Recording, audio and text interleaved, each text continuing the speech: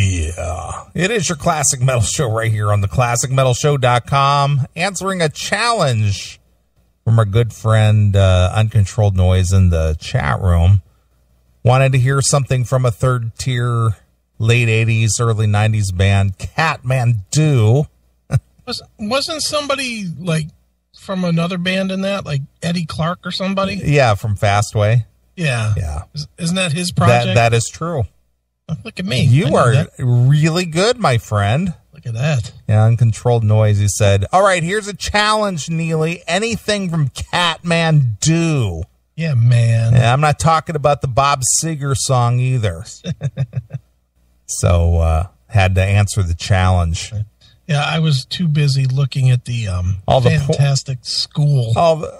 Oh, I thought you were watching all the porn in the chat room. No, I see that going too, which is what led me to go and investigate the Revs, where the Rev is a professor. Yeah, he's a professor. He's a professor, according to his LinkedIn page. Yeah, but he can't spell operator right. OPP, operator. He's down with OPP. Yeah, you know me. Dummy. Professor. Meanwhile, this is like a... Did you look at the picture? Yes.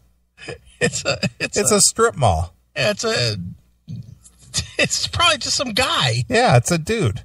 It's some guy that fucking owns a microphone. Be like if I took my little studio, I'll bet it looks inside like Studio B. Yeah, probably.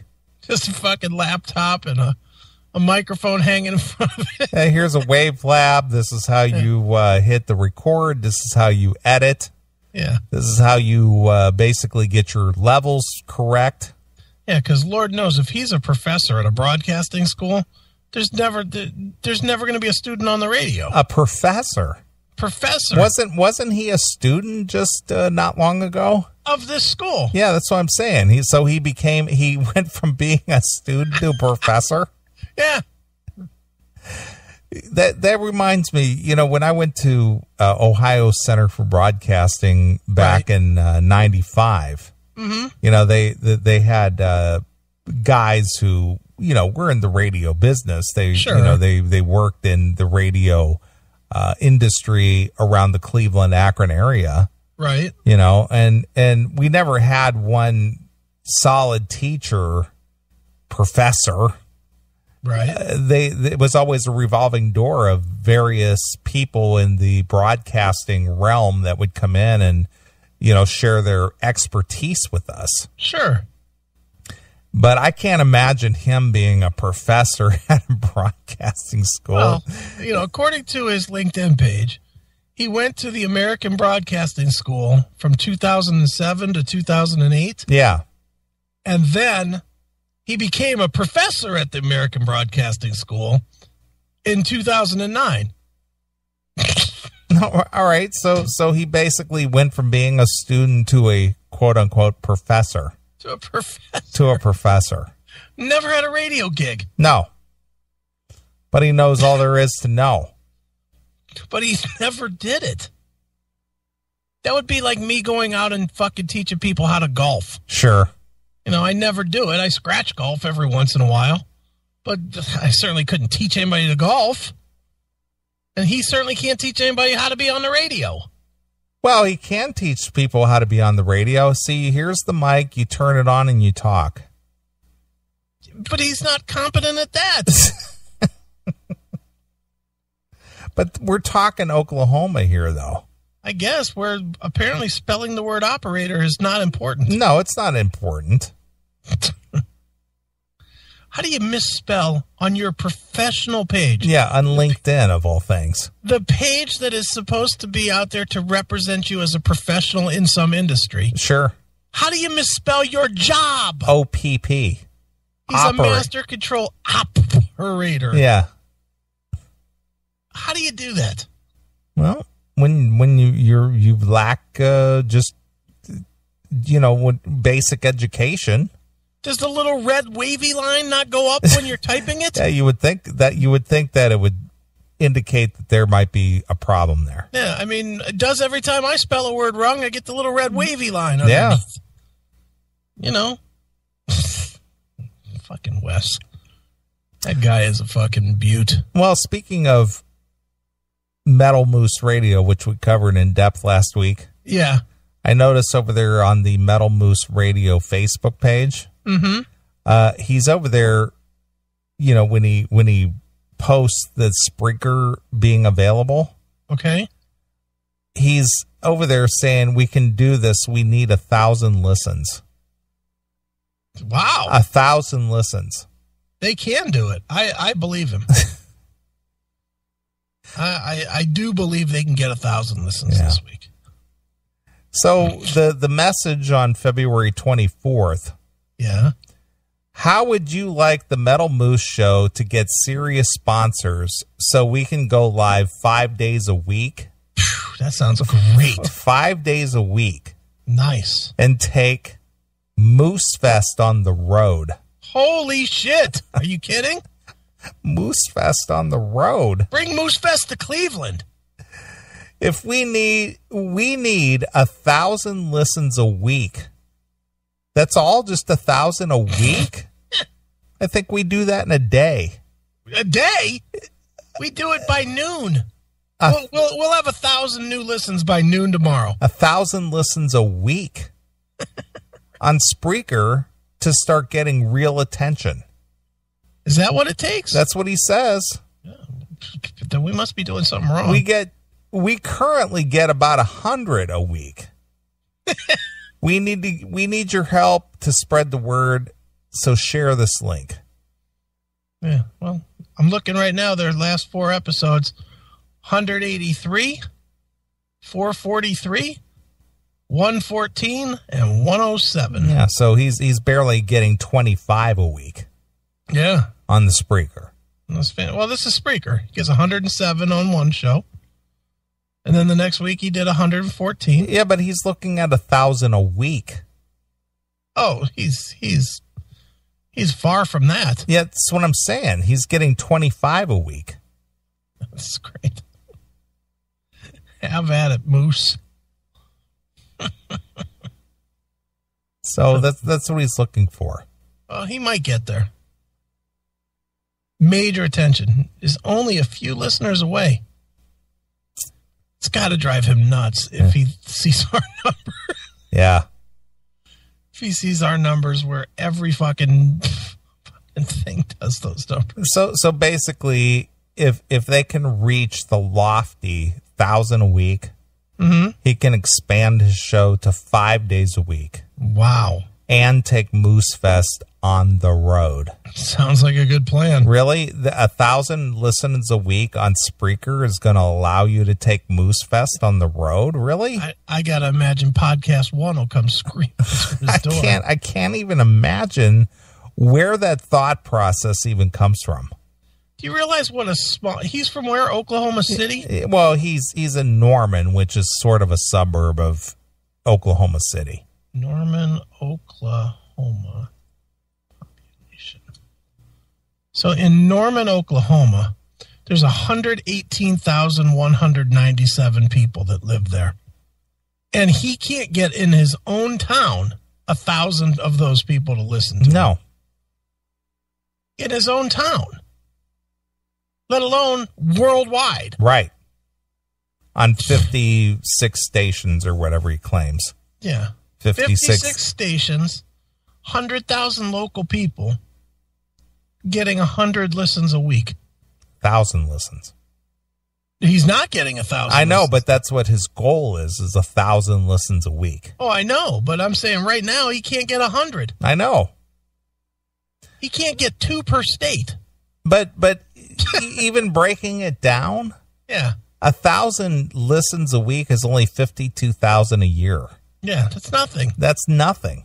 No, our numbers are nothing in the grandest scheme of getting advertised. I mean, we're thrilled. We're thrilled to get 11,000 downloads a week on the Spreaker alone. But we know that's not even. Yeah, that's no way close to Rogan, Anthony Cumia numbers or Rogan numbers or. No, I mean you got to think Anthony Cumia does 100,000 a day, probably. And Rogan probably does 500,000 or an Adam Carolla or whoever. Carolla's the king. He does like $1 million a release, so he does like $1 million a day. There you go. I mean, Corolla's the king, man. Yeah, our little 11,000 is laughable. I mean, we're happy we get that, but we've got no money or advertisement or sponsors behind us. But then again, we're not shaking the pan looking for that either. Yeah. We're just glad people listen to us and tune in. We probably have enough to get low-end budget, low-end sponsors. Bands and, guys that sell dildos or whatever. Adam and Eve! Adam and Eve! I'm sure if we reached out with our numbers, we could get an Adam and Eve sponsorship. Sure. But, again, then it turns it into work. Yeah, who cares? And then people are going to be like, oh, you can't fucking say that. Yeah, right. We can't sponsor you if you're going to use the N-word. Right. Fuck off. We'll keep doing it for free. All right, 1,000 a week. That's the goal, huh? Go get it, Moose. 1,000 a week. Yeah. He's pretty close. I would like to know where the thought process is, where that number, why that number is selected, that this is the number that will do it for us. Well, I don't know. Maybe that's what it says in his book that he teaches from in professor school. 1,000 a week. Is that the number you're looking for? I wonder if he teaches that at the school. So, students, today I'd like to tell you on what exactly it's going to take to be a successful broadcaster. Yeah. The first thing is you have to have 1,000 listeners a week on your podcast. And then you can take your traveling roadshow on the road. But you have to have 1,000 a week. That's nothing. Do you got that, students? Did you take a good note? Idiot. Just doesn't make any sense to me at all. No. Boy, he's trying everything he can to get fucking noticed, too. Did you see this post on February 26th? Where he's, linking to all these, more popular shit than him? No. Black Veil Brides, Black Sabbath, Anti-Flag, bunch of radio stations. He's trying to do whatever he can to get people to listen. Sure. Fantastic. Well, good for him. I hope he gets there. Right. I do. I hope he gets that 1,000 a week and takes it on the road. Because I'm all about it. I'm with you. Will you? Okay, now, if Moose Fest comes to Chicago, will you go? Absolutely not. I won't even go downtown for a headliner show. If it came to the city that you live in, would you go? No. Come on, dude. If Wes was going to be there personally, yeah, I would go there just for that. I would go to do that. If it was just something that with his name on it, no, I wouldn't go. No, of course not. But if I knew he was going to be there personally, I would just go there for the torment.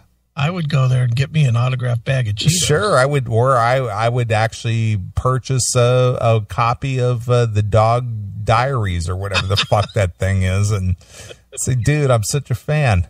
Love your books. Yeah, I've looked around town to see if you were in some corner writing somewhere. Never saw you here before. Yeah, thank God you're here. Did you bring copies of the whatever that, I don't remember what it was called. The something Dog about Diaries. The dog diaries or some shit. Wounded Mutt Diary or something. I don't know. What was his name? His writing name? Jake Rosenthal? He was no. J.S. Bannerman. He was J.S. Bannerman. J.S. Bannerman. This guy has more names. I know. Pitchfork Diaries. The Pitchfork Diaries. But I thought he had something about the dog. Yeah, it was like dog something. Yeah, he would turn God backwards. the something philosophy a dog or something like that, or I don't know.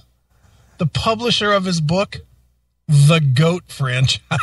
It's trying to be, just kind of subversive in his way of presenting stuff. It's just like, ooh, you're dangerous. You're going to get under the skin of these fundamentalist Christians, Right. You're really going to get their attention and piss them off. Listen to this.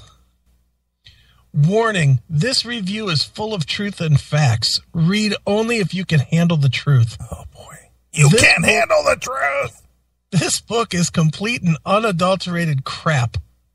As one of the previous reviewers wrote, if you threw words up in the air and wrote them down in the order they landed, you would have this book. Well, there's a lot of truth to that. Did you write that? No, I didn't write that. Well, didn't we say that when we were doing the J.S. Bannerman segments where it says like he just sounded like he just threw a bunch of words together? But this is clearly one of our guys, as you'll hear in a minute. Yeah, okay. Not even worth the $2.99. Not even worth it if it was free. Avoid at all costs. Hail and kill would be the appropriate words for this collection of poetry and short stories. That is one of our guys, obviously. It's hard to imagine anyone liking this, especially except the author and his reverend. That's from Bootsy Bass. All right. Yeah. Nice. There's a lot of inside reference there. That is true. Absolutely. So good. My review was, if you took a Scrabble board, threw all the pieces up in the air, then wrote down the words that were there, you would pretty much capture the same amount of intelligent writing captured in the Pitchfork Diaries by J.S. Bannerman. Sure. This is not horrific in any way, except that it's scary how lame it truly is. Yeah, there's a lot of truth to that. Oh, wait, there's comments. There's comments on my thing. Oh, nice. Oh, and there are guys. Okay. This pointless, pretentious drivel is certainly nothing to get all revved up about. Ah, nice. No matter how many of his friends Jake gets to write these Amazon reviews. Hail and kill. And then the other one says, C. Henderson is right on his comment. I have to hand it to him that this writer, Bannerman, did a horrible job. Right. And he highlighted... What? He put in capital letters the words hand and job.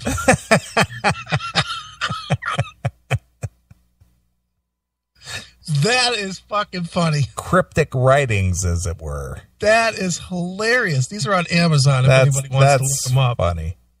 It's on Amazon on the book review for J.S. Bannerman. So funny. The Pitchfork Diaries. Our fans are the greatest. God damn it. That's funny. Those guys are the funniest. So hilarious, dude. Yeah. I told you at the beginning of the show when I was scrolling back through the chat room and reading all the comments, I got a good laugh. Yeah.